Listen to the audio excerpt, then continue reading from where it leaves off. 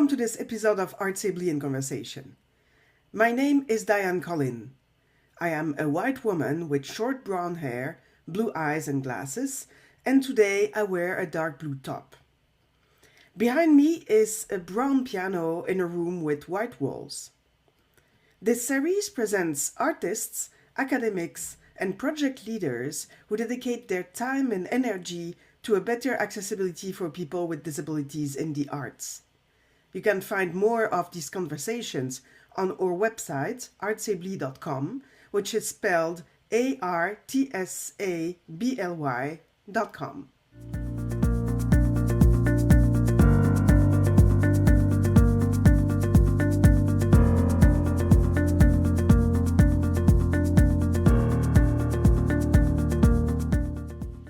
Today, ArtsAbly is in conversation with Eric Whitmer, a third-year Ph.D. student in musicology at the University of Michigan. You can find the resources mentioned by Eric Whitmer during this episode on ArtsAbly's website in the blog section.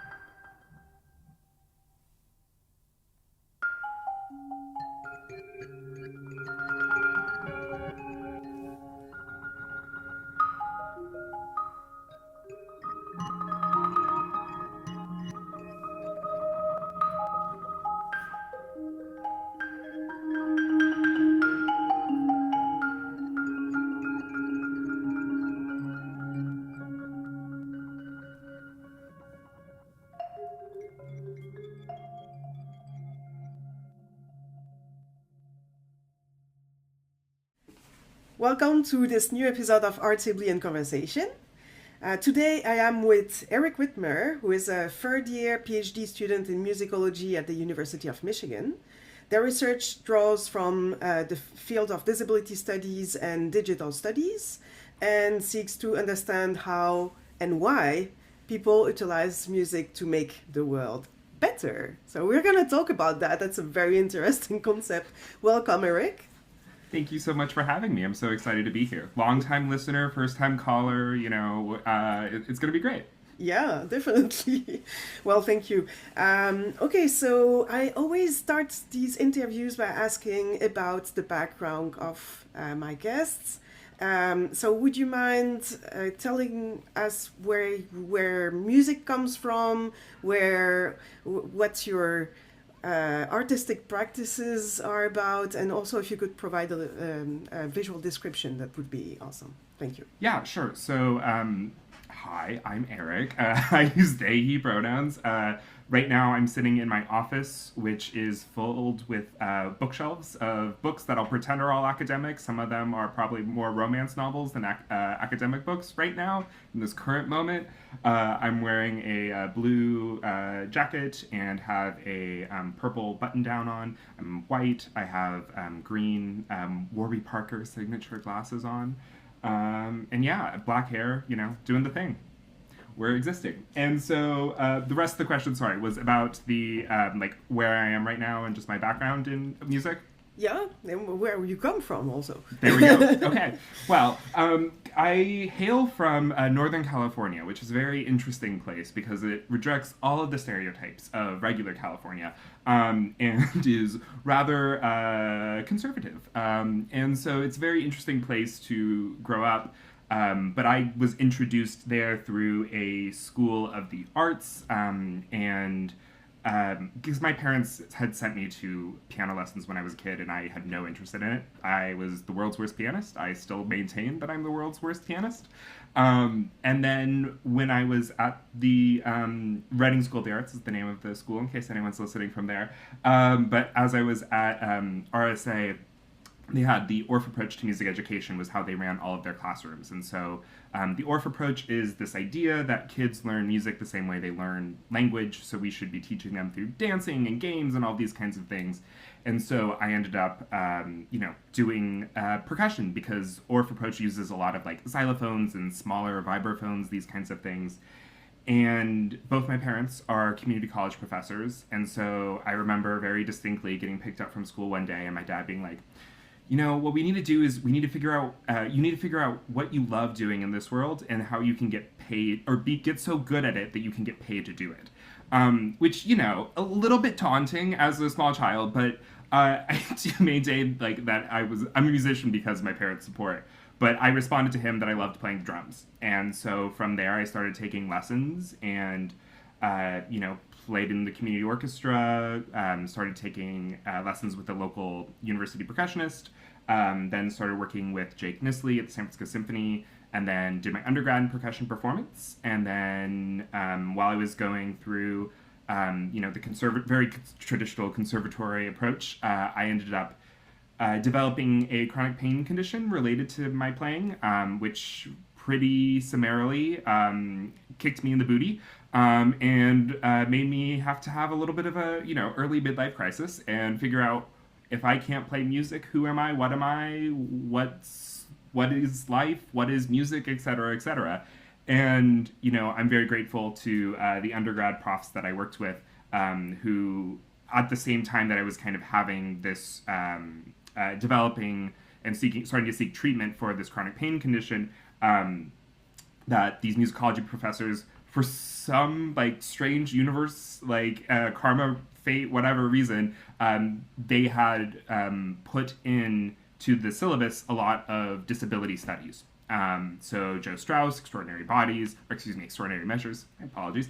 That was one of the beginning readings, and then I was also in a course just randomly that from filling the liberal arts requirement, and that also had a lot of disability studies things in it. And so as I was literally like dealing with my inability to perform, play music in the way that I had been for a significant portion of my life, I was reading all of this stuff about disability studies. And so for me, my academic journey really began with disability studies. And then it was like, oh, how can I apply this to music? And how is what I am reading about actually really related to what I am like embodying and going through in my experience? And so, I was looking at the end of my degree and was like, gee, I don't know what I can do to get money. And realized that if I applied to grad school to get a Ph.D. in musicology, I could get paid to do that.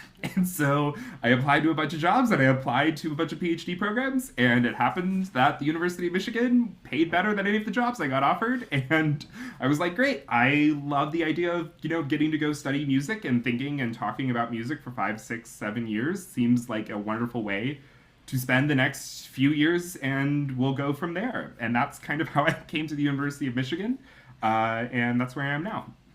So now you are doing many things. Um, what is your research project exactly in Michigan?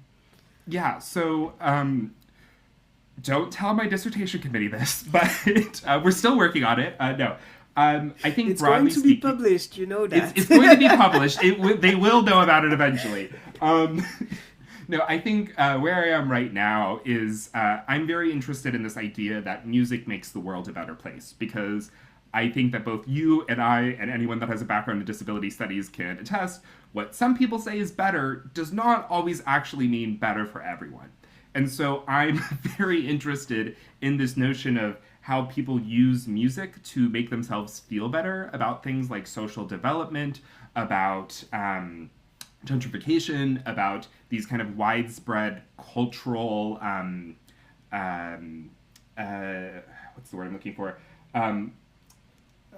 Not like cultural, not diseases, but something like slightly less negative connotations of that. But like the cultural breaking points, the ways that where people feel very uncomfortable or feel like there needs to be something done here in order to fix it or to alleviate some kind of social condition.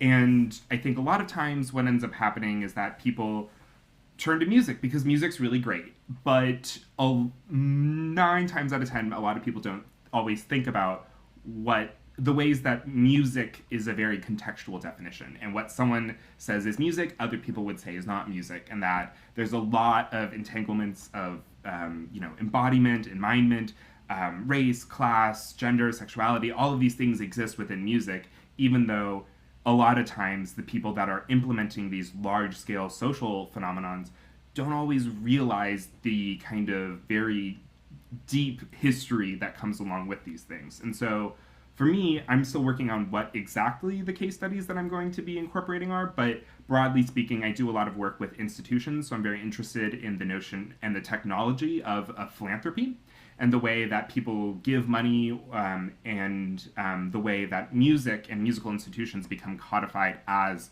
nonprofits or charities, and how that is very much a synthesis of this making the world better with music, while also here are very real economic, social, cultural implications that come just from the organization itself. So that's the kind of broad view of what I'm working on. I have a few different ideas for case studies.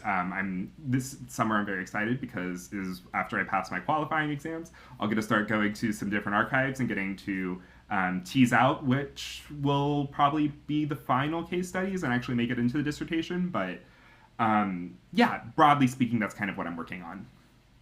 And so, are you're working with critical disability studies models, or so I'm thinking of if the listeners are a little bit familiar with past episodes, there is something called the social model of disability, something called the medical model of disability, and one of these models is called the charitable model of disability, right?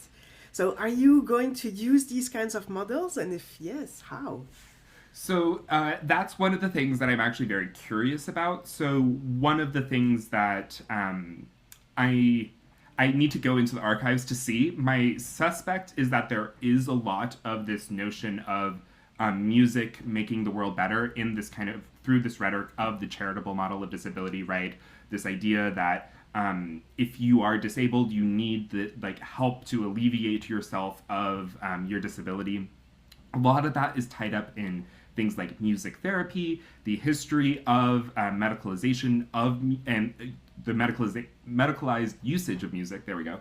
And it is that is one area of the work that I do. So I just recently presented for the AMS Disability Study Group about some work that I've been doing on early autism studies and psychologists who are and music therapists who are studying autism that basically say, hey, music is going to cure autism. Fun fact. Fun fact, it does not cure autism. I can say that as an autistic musician. It really does not. I am very autistic and also play a lot of music and haven't really figured out what the what other people say. And so this is one of the things that I'm trying to think about through early models of philanthropic giving, especially related to musical institutions, is that oftentimes they talk about music alleviating things like social disabilities, and they use the language of disability to talk about society as a whole and this model of rehabilitation. So my hypothesis, and who knows if this is true or not, I am looking forward to trying to figure out if it is or not, but is that in some of these early, like, pioneering orchestras and musical institutions in the US, there is some overlap between, like, a kind of eugenicist scientific model of social welfare and social benefit that plays into critical disability studies, and that disability studies really allows a kind of read on. But even broader than that, I kind of make the joke usually that I use disability studies as just my permanent methodology, because a lot of the things that I'm most interested in is not necessarily like proving that this is absolutely the way that like this worked, or that this is like the better way of thinking about this history, or these kinds of things. A lot of the work that I'm most interested in is really trying to sit with a lot of the complexity that comes from contradictory statements. I think that's a place that I feel very comfortable as a disabled person, is in the very like, these are two contradictory ideas, but somehow they are still being enacted and they're still being embodied. And so you have to sit with the fact that, like, especially as someone that has a chronic pain condition, like, I don't want to have more pain, but I also don't know that I want to be completely alleviated of my pain condition. Like, contradictory statements, but nevertheless are very true. And so a lot of the work that I'm really interested and very motivated by is the work that tries to sit with these complexities and try to understand how do we hold both of these perspectives in such a way that we can then imagine a different future, or imagine a way of being that has more compassion towards other people. Wow, that's fantastic. That's a very good way to approach things in that research. I think you're gonna have interesting things to say in the musicological world. Listen, sure. I hope so. That's the goal. Okay, I have a question about the fight. So you told me earlier that as a musician, at a certain point you had difficulties progressing and seeing a future because of your chronic pain. By studying more and by looking at these texts and by yourself immersing completely into these concepts and finding these conflictual debates, did it change something in your musician, as a musician? Did it change something in the way you are performing? Absolutely. Yeah, this is actually really funny, because I was talking about this with my therapist earlier this week, which, I feel like podcasting, therapy, like there's some amount of overlap there. But one of the things that I fundamentally do believe is that I, as a musician, have been impacted by my disability. And would not be, and I am not the same musician that I was when I, started my conservatory education. And I don't necessarily want to be the same musician that I was, or that the musician that I even dreamed about being when I started my conservatory degree. I think I'm much more interested now in ways of making music that are sustainable and that value cooperation and interdependency. I think that's so much more interesting. It's so much more fun to make music in these ways. It's also such a relief. I was a drummer once upon a time, and I remember the whole, like, the joke that you would always kind of make is that it's like the jocks of the music world are the drummers. Like, it was, how can you play harder? How can you play faster? How can you play louder? Like, very much of this idea of, like, how do you drill and, like, find and achieve perfection. And I think that there's an extent to which that if that's what someone loves, and if that's what someone really does find very satisfying with music, great, power to you, have fun, go at it. I am so not interested in that anymore. And I am so much more interested in the ideas of frailty and of, to borrow terms from, Molly Joyce, like, right, this, like, crypt virtuosity. I really do think about that a lot in my own musical practice, is that like I am very interested in being the best musician that I know how to be in the body that I have, and of utilizing and creating music in such a way that's not dependent on a very specific kind of physical embodiment, but that is capable potentially only being executed by me, but at the very least has a methodology or a kind of a procedure that can be followed by anyone. And so I think in that way I'm very interested in like works by composers like Julius Thiesman, Pauline Oliveros, Susie Ibarra.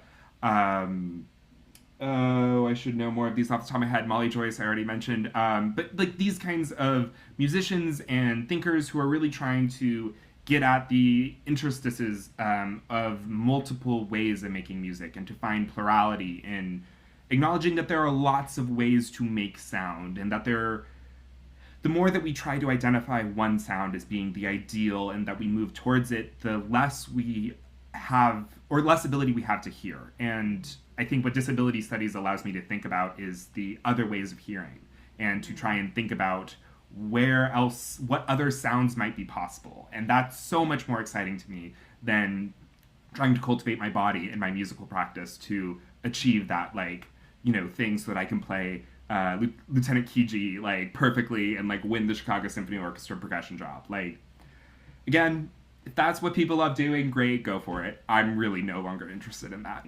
And I think what I'm very interested in terms of like making the world better, that kind of big scare quotes thing, is so much about the way that it's less so even about the music itself, but rather the ways that people create relationships amongst themselves and through institutions in order to amplify certain ways of making music and discourage other ways of making music. Because so often, I think, as we can pretty much all agree, although asking any musicologist to, or any amount of musicologists to agree on something is always a dangerous gamble. But like that, there are very much, there is a certain kind of pedagogy when you say, I am learning music. And that is usually assumed to be a form of Western art music, or a kind of derivative of that. And the more that you talk about serious or beautiful musics, you usually move closer and closer towards like a personified ideal of Western art music. And so often, I think we can see in the history of Western art music that it has not been a space for disabled bodies and disabled minds. And in fact, it has been deemed off limits, as my research on early autistic scholars have kind of brought up, although I don't know that I would say them scholars as much as they'd say they are experimenters, might be the best way that I could describe it. But that they bring this thing up is that this music should be making these kids less autistic. It should be making them better. And that, I think, is this very complicated notion. And not to say that like all orchestras or all Western art music organizations are like trying to heal disabled people without their consent, but rather that there is always this notion about music making the world a better place. And that I think the more that we complicate it, the more sounds we get to have, the more relationships with music we get to cultivate. And that's so exciting for me because, you know, I want there to be more ways of making music. I want there to be more types of sounds that we get to hear. And I want there to be more openness to the way that people experience sound. My grandfather is very fond of saying that he is not musical at all, and that he has he can't hear tones. He's not able to hear music. That is words that he uses, not me. But I think about this a lot in the sense of how this man, who is genuinely one of the kindest individuals I know, like truly a source of light in the universe that I have no idea how he exists, but like that he was able to internalize this idea that he has no relationship to music is so like deeply upsetting to me that like I want to make like, and I've tried multiple times, for the record, I don't know that will happen, but I do want to try and find ways of allowing people that maybe thought their bodies or minds were off limit to music, that we can say, no, you do have a relationship to music. No, you do have this ability to engage with it. It's just potentially that the ways that we have talked about, the ways we have taught, the ways that we have encouraged music making have not allowed you to. And that's not a fault on the individual, that's a fault on those systems of music making. Yes, definitely. Yeah, thank you. I'm interested in something um, about yourself. So you talked about your research, and I was thinking of the group of scholars and musicians and composers and audiences and everything which touches this research of yours. As someone working in this realm, how is it? What is it for you? Uh, how could you describe what it means for you to work with these awesome people all around, creating music, or discussing music in or controversial ways or whatever? What is it for you? I distinctly remember one of the moments that I realized that I was like no longer making music a way that like that would be, you know, fittable under the traditional definitions of Western art music was this conversation that I had with a colleague where in which that I was critiquing some performers in the field because of the way that they were utilizing their status as a tax-exempt organization, but not necessarily giving back to the field. And this was, you know, early on when I was like, oh, what's the definition of a 501c3? And was like, I know tax law, yada, yada, yada. Very young, arrogant Eric. Not to say that I'm not arrogant now, but I've tried to dilute it to some extent. But anyways, suffice it to say that I was critiquing them, and they just made this assertion like, why would you even care about this? Like, why does this matter? Like, they're just playing music. Like, if it's good music, it's good music. And I just remember having this moment of like, oh, we're never gonna see the same way on this. Like, we're just maybe in like 2 decades, maybe they'll come around, and I hope and wish them well and the best.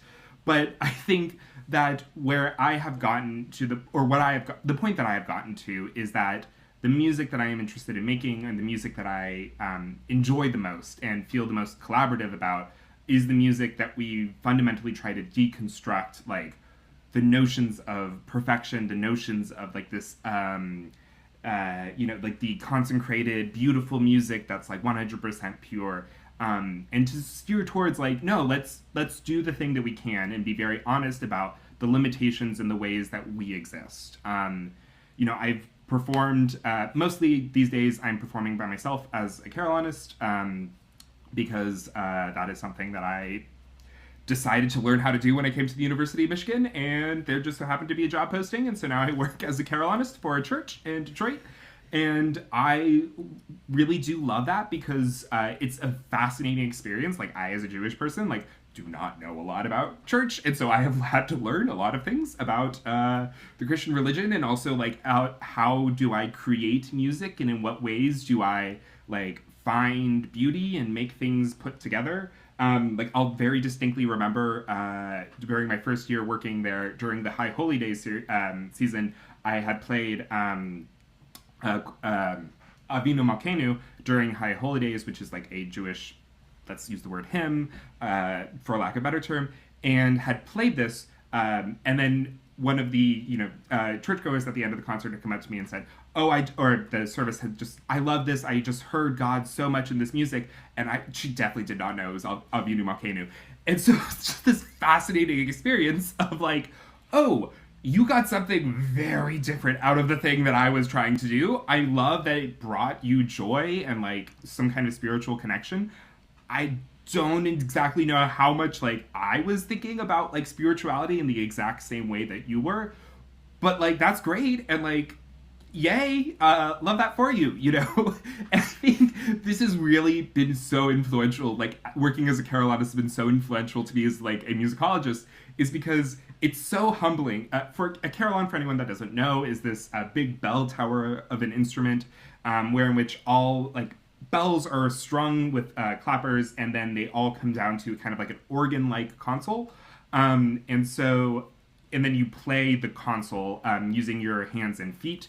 Unlike an organ, you can't play with your fingers, you have to use your fists. So it's I analogize it a lot to a marimba. It feels very at home for me, being a percussionist by training. But the thing about playing carillon is that as you play, you watch people walk around and have dismiss your music making sometimes. Like, it's very funny playing at the University of Michigan because you'll play every day. I play as one of the carillonists at the University of Michigan, I should clarify.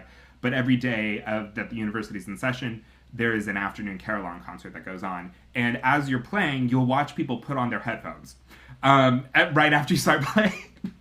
And so it's really funny in some senses because you are like dominating the sonic soundscape, but also people just like don't care. And there will be times that, you know, you're playing something that like feels very poignant and very like, you know, has some kind of special meaning for you. And people are like, oh, that was nice. Like, it was just so pretty music. And they just have no, like, it's just two completely different experiences. And, you know, I think that's one of the things that I actually really love about playing carillon is that it just, you have to deal with the plurality of experience, and that it's kind of beautiful the way that just humans are gonna human, and like you might think that you're doing so many great things, but at the end of the day, people have individual agency, and it's this. I think the interesting thing and the thing that I just fall in love with every time is like the way that people can react in just such different ways and have such natural reactions, wherein like at a performance people feel like they have to cultivate their reaction or have a certain kind of feeling to music. And it's kind of really awesome when it's so diffuse in a public soundscape that you're able to watch as people choose to or choose not to interact with your music. But were you a carillioner before, like when you were a percussionist, were you already playing the carillon, or is it No, I was something not. new? Wow. So that was something completely new. When I came to the University of Michigan, one of the professors at my undergraduate institution had introduced me to Tiffany Ng, who is a musicologist and the university carillonist, big TM there, for the University of Michigan. And so I had gone to one of her concerts when I was doing my visit at UMich, and saw this instrument. It was like, I think it's the percussion urge to play the loudest thing possible, because as soon as I saw like the carillon and like what it entailed, just like, I absolutely have to do this.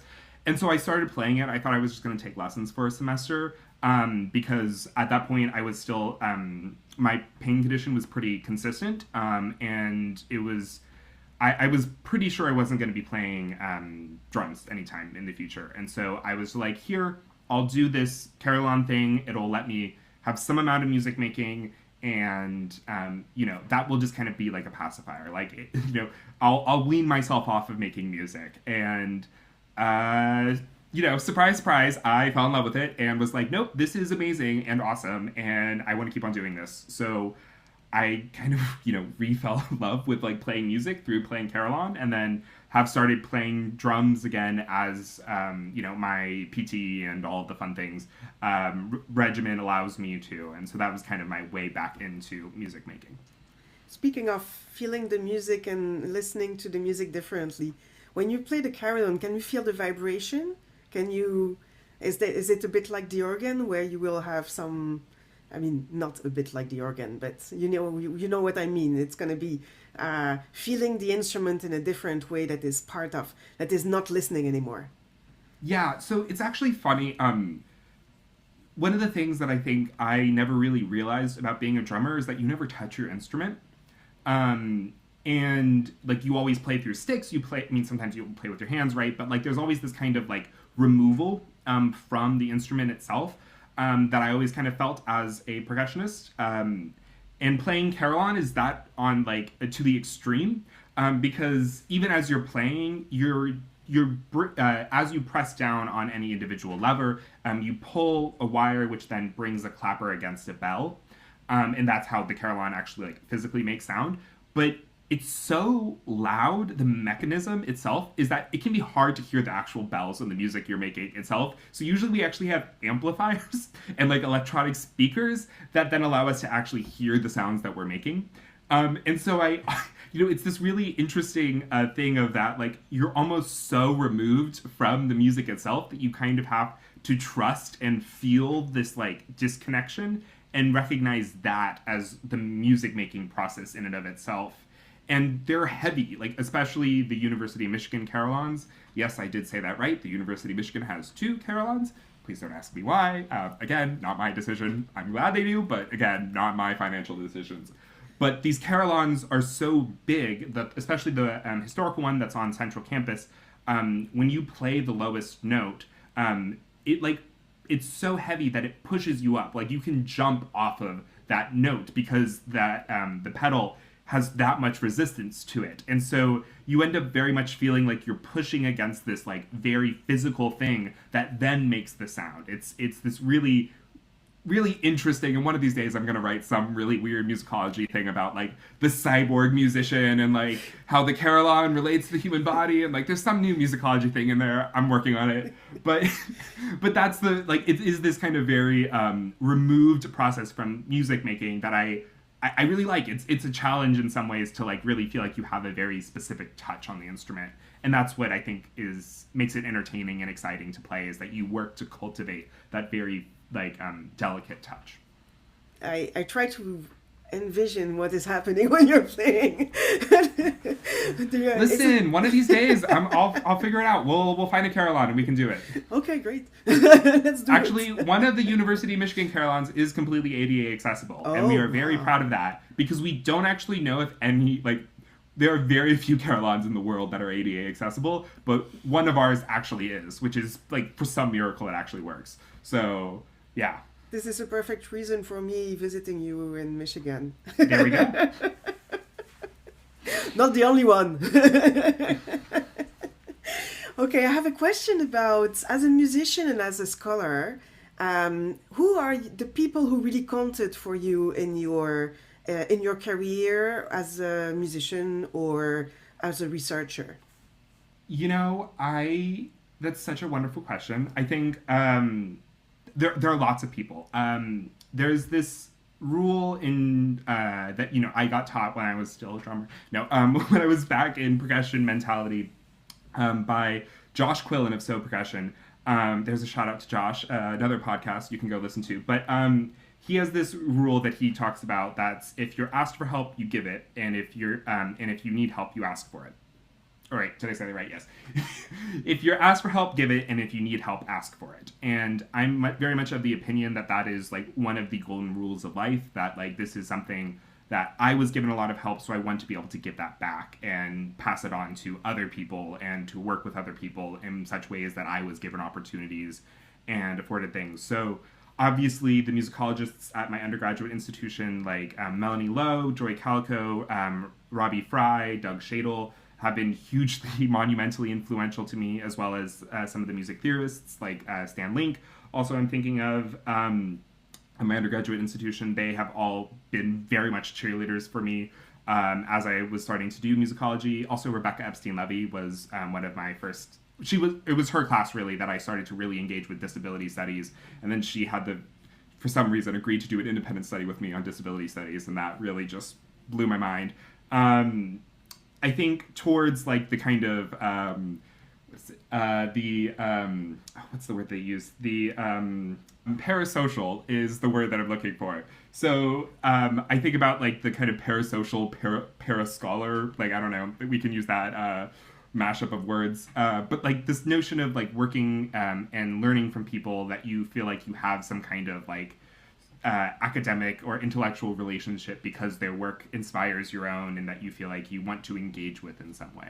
Towards these kinds of scholars that like very much influence me, that don't know who I am, but that nevertheless like I am like very much a fangirl of. I think about Alison Kafer, Simi Linton, Stella Young. I think I play videos of Stella Young talking and assign her reading probably on par with a lot of other people. Galen Lee, obviously,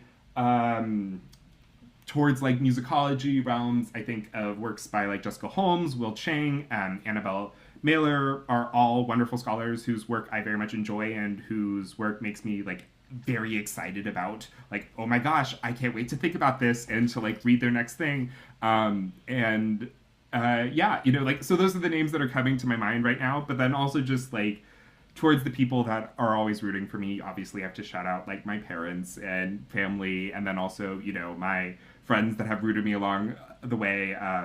Abrielle Scott is my best friend in the whole world, and probably through like me has probably earned at least the equivalent of some kind of master's degree in musicology just because I rant about it so much to her. So she also deserves a big shout out for bearing witness to my rants about musicology. Okay, thanks. That's a lot of people. That's great. I like a lot of people. I really like people. You like people. That's good. That's a good problem. Okay, I have a last question for you, and it's about what you're doing right now. Are you working on specific projects that you want to tell us about? Yeah, so literally today I am finishing the line edits for a forthcoming colloquy in the Journal of Musicology Pedagogy, I think is the new name of the journal. Formerly the journal known as Music History Pedagogy.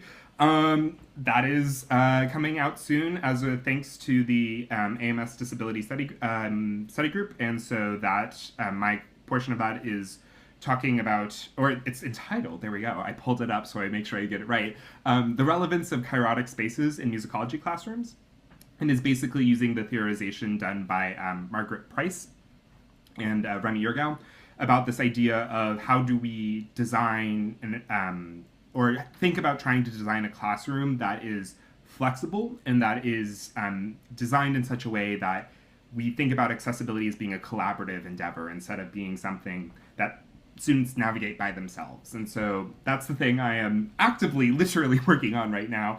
And this will be out when? You don't know? It's late December, I believe. Okay. I don't know the exact date, but I know that I have to get it done soon. So that I know that at the very least it will be very quickly turned around. So look for that soon. Yeah, okay. Well, we're going to also publish a page with all these information, like everything we've mentioned during the conversation, so that people can find a little bit more about you and read your work and see you perform. Maybe, I don't know. You know, we'll see. I gotta find a good video. We'll see if I can do it. Well, thank you so much. It has been a real pleasure, and to learn a little bit more about you was great. Thank you for sharing all your work. Thank you for having me. This has been awesome. Well, the only thing I need to do now is come to Michigan and, and play the karaoke. We're going to make it happen. And you know, I got a guest room. We'll figure it out. It's going to be great. Okay, thank you so much, Eric. Have a great day. You as well. Bye.